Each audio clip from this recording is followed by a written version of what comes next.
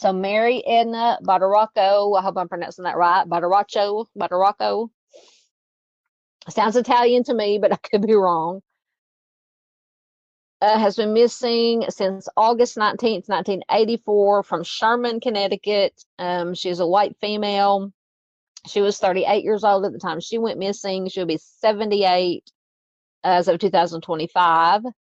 At the time she went missing, she was 5'7", 145 pounds, with brown hair and brown eyes. Her nickname was Mary Pooh.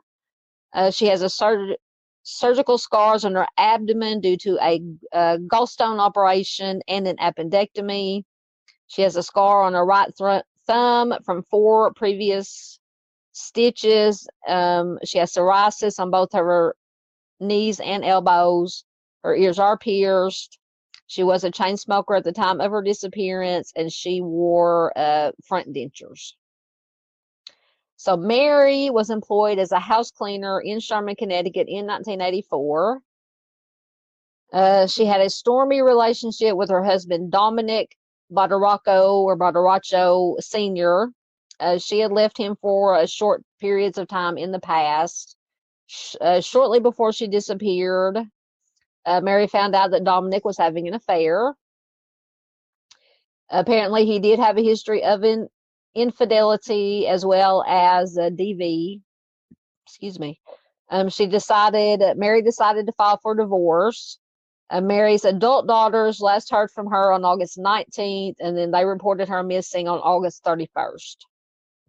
So Dominic claimed that he saw Mary for the last time on August 20th, when she packed all of her belongings and left their residence, which was on Wakeman Hill Road. None of Mary's personal items were located inside the house by her daughters. Her 1982 Chevy Cavalier was parked outside of their home at the end of the driveway. So if she left of her own accord, did she walk? The windshield on the driver's side of the vehicle had been smashed inward, and shards of glass were on the front seat. Mary's car keys. So if she was leaving, so Mary's car keys and her wedding ring were placed on the kitchen counter. So if her car keys were on the kitchen counter, unless she had 2 sets, how was she going to drive the car away? Just questions. Her clothes were missing, as were all of the framed photos of her, just her. Dominic claimed that he gave Mary between $100,000 and $250,000 to leave their residence as an informal settlement for the divorce. He maintained that she simply packed her things and left after receiving the cash. So once again, I ask, if she left of her own accord, why was the car sitting at the end of the driveway with a smashed windshield? Mary's daughters did have a close relationship with Mary in 1984. One of her daughters had just given birth to Mary's first grandchild. The other daughter was engaged to be married at the time. Other loved ones stated that she would never leave the vicinity without sharing her plans. So apparently Dominic told Mary's children not to tell anyone that Mary was gone. Do with that what you will. When they reported her disappearance, he told the police, once again, that she just left. He did admit having smashed the car windshield. Once again, if she didn't leave in the car, how did she leave? Unless she called somebody to come pick her up, but you would think that Dominic would say, hey, she called somebody to come pick her up.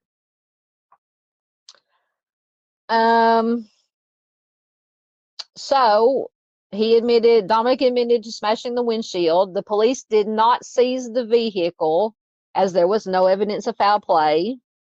So hence, no processing of the car for any potential evidence of foul play. And conveniently, the car disappeared sometime later and has never been located. Surprise, surprise. There's no record of it being sold. There's no record of it being given away. It just disappeared. So on top of that, a woman and her daughters moved in with Dominic less than a week after Mary disappeared. Dominic said that he had moved in with his sister, and he was renting his house to this woman and her daughters, but he later married this woman. 2 days before Mary was reported missing, Dominic filed for divorce on grounds of abandonment. So this was 2 days before she went missing. He had already filed for divorce for abandonment. Divorce proceedings for Mary and Dominic took place in August of 1985, 9 months after Mary vanished. Mary obviously was not present at the hearing, and Dominic continued to insist that she left their home after accepting his cash offering. But there has not been any evidence of the cash or any trace of Mary's belongings since her disappearance. Mary's case was upgraded from a missing persons case to a homicide in 1990, 6 years after she disappeared. Investigators received a tip from an informant that Mary, once again, we have more motorcycle gangs going on. So apparently they got a tip from an informant that Mary's life was taken after members of the Hells Angels motorcycle gang issued a contract on her life. Just so happens that Dominic's son, Joseph, who has a criminal record for arson, is a member of the Hells Angels. Reportedly, Joseph and an accomplice named Steve took Mary's life because she was going to go to the police with incriminating information about Dominic. And what this information was, who knows? Joseph was interviewed in prison. So Joseph was Dominic's son. He was interviewed in prison. He refused to cooperate. This other guy, Steve, refused to be interviewed, but he did take a lie detector test. Reportedly, he failed it. Of course, we always have to say, lie detector tests are not always reliable. So apparently the Steve fellow was later killed in a motorcycle accident. So this tip about possibly Joseph and the Steve fella taking Mary's life has never been confirmed. No charges have been filed in Mary's disappearance. Authorities searched the backyard of Ernest Dockenhausen's former home in September of 2007. They also brought him to the search site. He said he knew Dominic, but he had nothing to do with Mary's disappearance. That said, they did find some buried cars were located during the search. Does not say, surely they would have said if Mary's car was one of the buried cars that they found. In April of 2008, Dockenhausen was charged with a misdemeanor count of interfering with a police investigation in Mary's disappearance. Authorities stated that he gave false and misleading information to the police. At the trial, authorities identified Dominic, surprise, surprise, as the prime suspect in Mary's presumed death. And Dockenhausen was acquitted at his trial in May of 2009. So good old Dominic was convicted of attempted bribery in connection with Mary's disappearance in June of 2013. He had attempted to interfere with the grand jury probe into Mary's disappearance by offering the presiding judge $100,000. He was sentenced to 7 years in prison for that.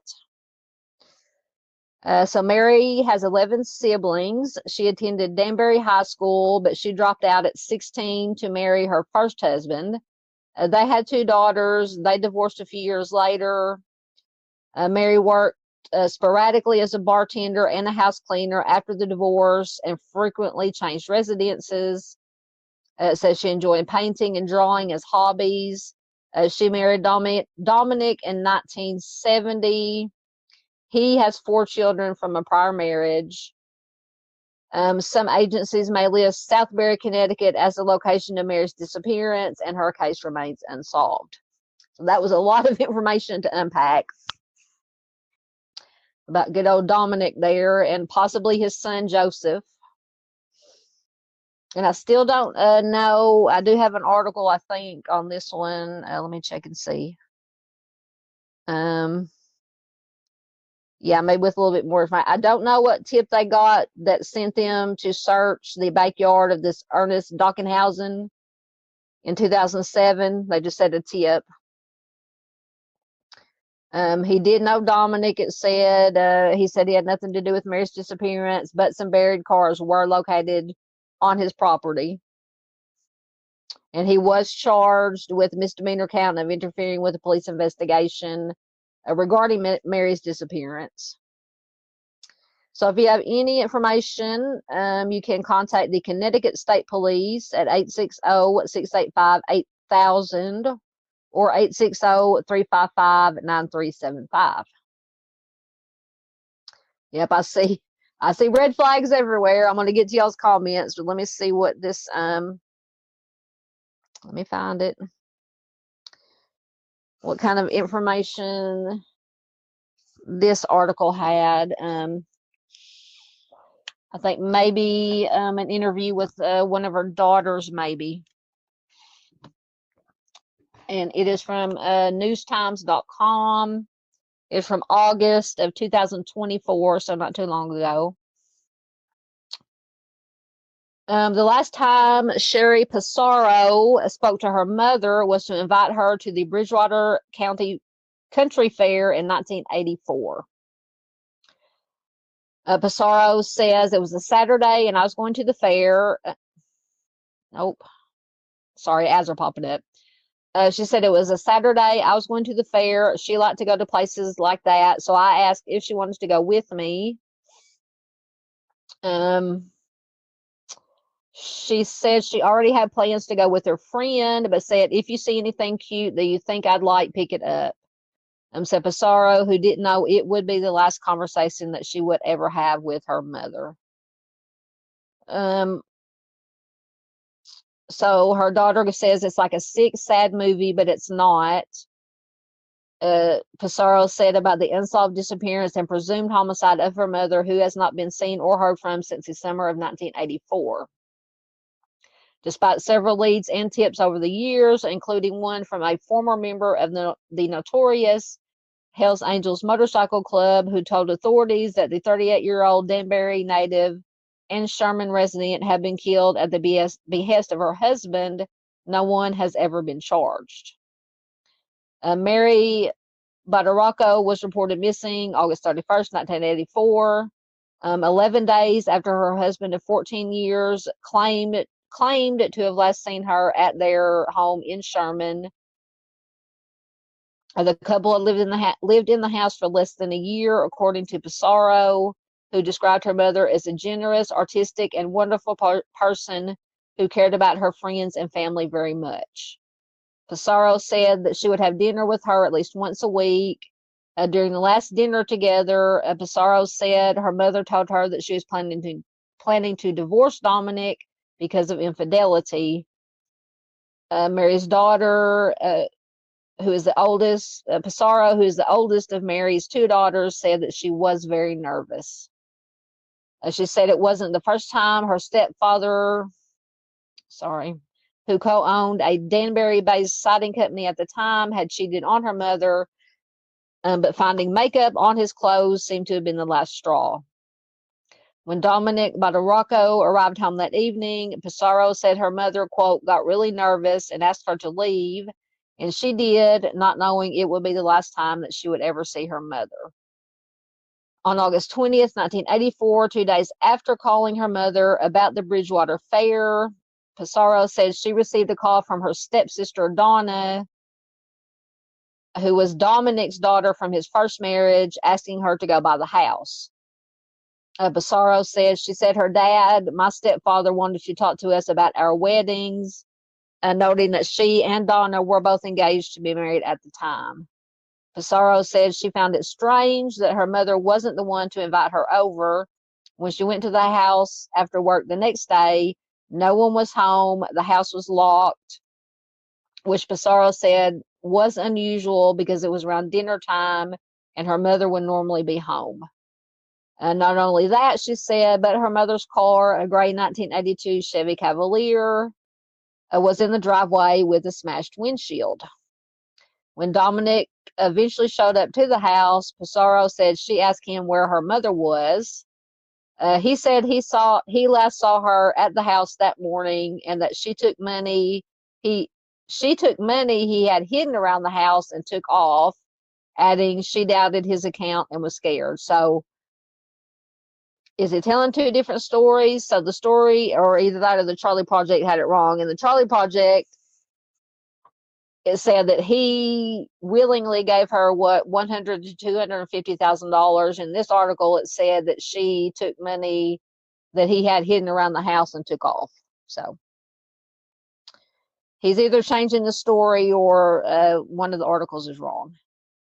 So Pissarro, who was 21 at the time, said it wasn't until Labor Day weekend, when her sister got a call from their stepsister about their mother's disappearance, that the two of them reported her missing to the police. And when state police first went to the Wakeman Hill Road residence, Pissarro said her mother's car was still in the driveway, and Dominic told them the same story he had told her, that his wife had taken off with at least $100,000 in cash that he had stashed around the house. Pissarro said the cops just took his word for it, noting that her mother's car was never forensically examined, and by their next visit, the car was gone. So neither Mary nor the car has ever been found. Within weeks of her mother's disappearance, Pissarro said Dominic moved his girlfriend into the Wakeman Hill residence, filed to divorce Mary less than a year later. Pissarro says he filed on grounds of desertion and was awarded it, no questions asked, even though there was an open missing persons case. They just gave it to him. Dominic went on to marry his girlfriend and transferred ownership of the Wakeman Hill residence to her in October of 2001. Sherman land records shows she later sold the property for $655,000 in November of 2022 to a couple from Paterson, New York. In 1986, a former member of the Hells Angels Motorcycle Club told state police that Mary was unalived by one of Dominic's sons and a fellow gang member at Dominic's request. According to a 2013 News Times article, the informant told authorities that Dominic ordered the hit on Mary after she threatened to report alleged nefarious activities of his to police. So maybe he was mixed up with the motorcycle gang.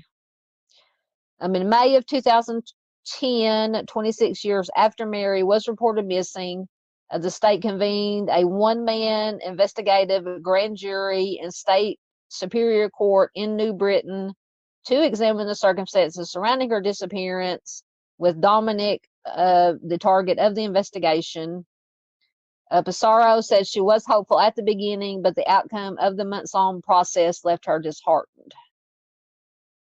She said the people in power didn't do right by my mother, me, or my sister. After more than a year investigating the case, the grand jury failed to get enough evidence to charge anyone with the homicide, which, according to a June 2013 report, which noted a May 2013 court filing in which Dominic's attorney, Richard Meehan, stated that the grand jury concluded Mary died in August of 1984, but made, quote, no further finding on that issue. During the course of the grand jury investigation, a separate but related legal issue arose that resulted in Dominic serving some time behind bars, though not in direct connection with the disappearance of his former wife. After catching wind of the grand jury, authorities said Dominic attempted to bribe a New Britain judge with an offer of 100 G's in order to influence the investigation. Around the time of the November 2010 phone call, which Brunetti reported to authorities, so Brunetti was the judge that was bribed. Dominic transferred $185,000 from two different IRA accounts into a checking account, according to a bank branch manager who later testified during Dominic's 2013 bribery case jury trial in state superior court in Bridgeport. While his attorney asserted that the money was to afford a lawyer and bail, prosecutors argued that Badaracco wanted the bribery money on hand. After just 3 hours of deliberation, a 6-person jury found Dominic guilty of bribery in June of 2013. He was sentenced to 7 years imprisonment. He lost an appeal, but was granted early release in 2016 after serving 3 years. Since the grand jury process, Pissarro said she has lost hope and decided that it would be best to distance herself from the case. She says the grand jury process was all-encompassing, very emotional, and very hard. It was hell, and I managed it, but I will never put myself through that again because it amounted to nothing. That is just heartbreaking. The State Department of Emergency Services and Public Protection website shows that Mary's open case is assigned to Connecticut State Police's Western District Major Crime Squad. They filed a FOIA act for records, but the request has not been fulfilled.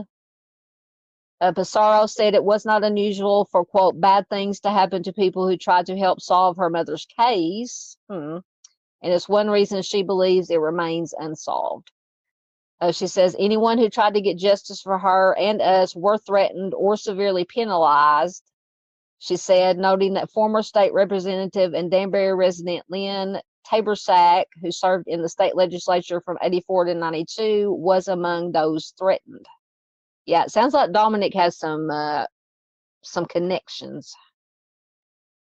In 1990, Taborsak successfully lobbied the state to reclassify Mary's case as a homicide and petitioned the state to offer a reward for information leading to the arrest and conviction of the person or persons responsible for her disappearance and or homicide. Pissarro says she was threatened, but Lynn did not back down. Not only was a brick thrown at the front window of her home, according to Taborsak, but her son was threatened at an adult league softball game. But she said the threats weren't going to stop her from doing what she believed was right. She says, it goes with the turf, stick your neck out when you need to, when it's right, and don't back down from decisions that are the correct ones. Due to Taborsak's advocacy, the reward for information in Mary's case was raised from $20,000 to $50,000 in 1997 and is still available today. Well, that's as of 2024. Taborsak said her hope is that Pissarro and her sister will one day have closure. She says, one would hope that the girls could someday learn what actually happened. It might be hurtful, but it would give them closure. Taborsak was one of the few people Pissarro said seemed to genuinely care about getting justice. She said another was Joe Bukowski, a now retired state police detective who was assigned to her mother's case in the early 2000s and worked on it for almost 10 years. She says he's a great man with a great heart who really tried hard for us. He put his teeth into it, dug in, and found out so much stuff. Oh my goodness, I know that was long, but I always like to get some perspective, most definitely from the family. That is just heartbreaking. And yeah, so in my opinion, Mr. Dominic had some connections somewhere, maybe with the Hells Angels, maybe with some high up officials, or both. But I'm sure you guys have a lot to say in comments. So, hold on, I hit the wrong button. So I will see what you guys have to say. Let me get back down to where I was. There I am. Okay.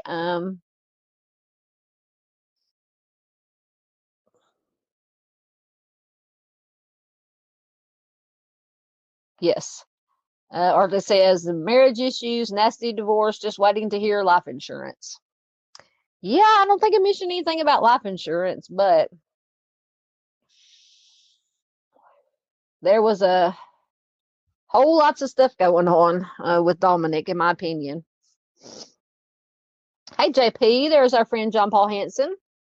Says, nice, I caught it live. Excellent. I caught the live. Good to have you here as always, sir. Please check out John Paul. He's been doing some live streams. I've been catching those.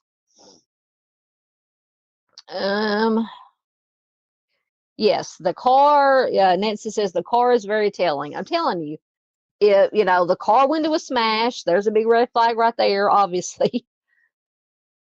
And if she didn't leave in the car and the car was found at the end of the driveway, that means she either didn't leave, she walked, or somebody came and picked her up. In my opinion, she didn't leave. That's just, I'm gonna put it that way. Because the car keys, like I said, you could have two sets of keys, but the car keys were found along with her wedding ring in the home on a counter. So yeah, the car, and then they did not, law enforcement didn't take the car and process it. Then it mysteriously disappears a couple of days later. Lord have mercy. Drives me nuts.